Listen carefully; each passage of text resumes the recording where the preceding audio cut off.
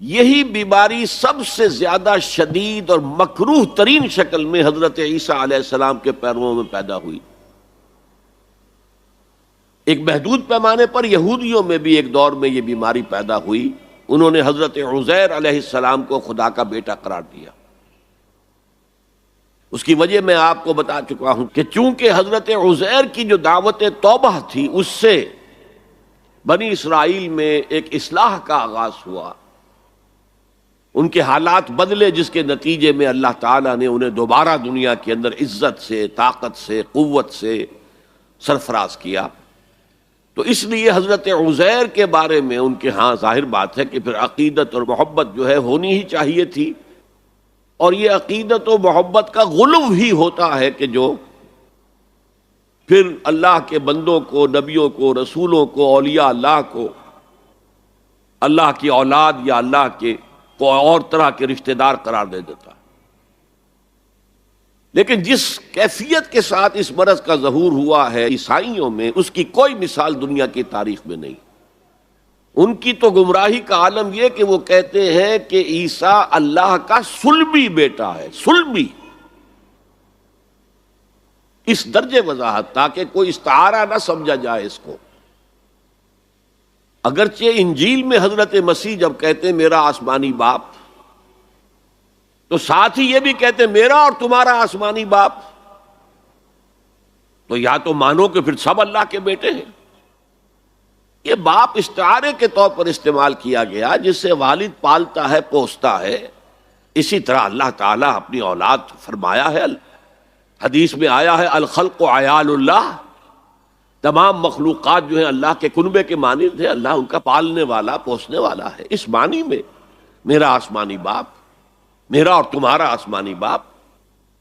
لیکن انہوں نے جو عقیدہ پھر بنایا، صلبی بیٹا ہے اللہ کا، یہ انتہا درجے کی اللہ تعالیٰ کی شان میں گستاخی ہے۔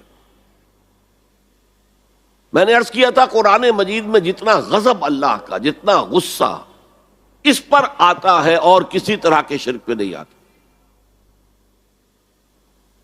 سورہ مریم میں فرمایا وَقَالُوا اتَّخَذَ الرَّحْمَنُ وَلَدًا لَقَدْ جِئْتُمْ شَيْئًا إِدًّا تَكَادُ السَّمَاوَاتُ يَتَفَطَّرْنَ مِنْهُ وَتَنشَقُّ الْأَرْضُ وَتَخِرُّ الْجِبَالُ هَدًّا أَن دَعَوْا لِلرَّحْمَنِ وَلَدًا وَمَا يَنبَغِي لِلرَّحْمَنِ أَن يَتَّخِذَ وَلَدًا۔ اگر اس کے لہجے کو آپ سمجھ سکیں، اس میں جو غضب مضمر ہے، چھپا ہوا ہے، اسے پہچان سکیں، کلام کی اگر شناخت ہو، وَقَالُوا اتَّخَذَ الرَّحْمَنُ وَلَدًا، انہوں نے کہا رحمان نے کسی کو بیٹا بنایا ہے۔ لَقَدْ جِئْتُمْ شَيْئًا إِدًّا، تم ایک بہت ہی خطرناک، خوفناک، بہت ہی گستاخی والی بات لے کر آئے ہو۔ اور وہ کتنی بڑی گستاخی ہے اللہ کی جناب میں، تَكَادُ السَّمَاوَاتُ يَتَفَطَّرْنَ مِنْهُ، اس گستاخی کی وجہ سے آسمان پھٹ پڑنے کو ہے، وَتَنشَقُّ الْأَرْضُ، اور زمین شق ہو جانے کو ہے، وَتَخِرُّ الْجِبَالُ هَدًّا، اور پہاڑ جو ہے وہ دھماکے کے ساتھ گر جانے کو ہے، أَن دَعَوْا لِلرَّحْمَنِ وَلَدًا، کہ ان بدبختوں نے اللہ کے لیے، رحمان کے لیے کسی کو بیٹا بنایا ہے۔ وَمَا يَنبَغِي لِلرَّحْمَنِ أَن يَتَّخِذَ وَلَدًا، اور اللہ کی شان کے شایان ہی نہیں ہے، رحمان کی شان کے شایان ہی نہیں ہے کہ وہ کسی کو اولاد بنائے۔ یہ بڑا باریک نکتہ ہے۔ اولاد کی ضرورت تمہیں ہوتی ہے، خواہش تمہیں ہوتی ہے، تمہیں معلوم ہے کہ ہم فانی ہیں، موت آئے گی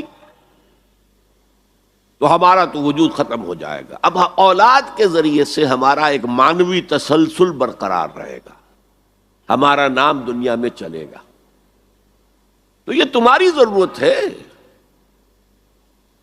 رحمان کے شایان شان نہیں۔ وہ تو اس کی شان یہ ہے حی لا یموت ابدا ابدا، کبھی بھی اس کے اوپر موت طاری ہونے والی نہیں ہے، وہ الحی، لہذا اسے کوئی احتیاج ہی نہیں۔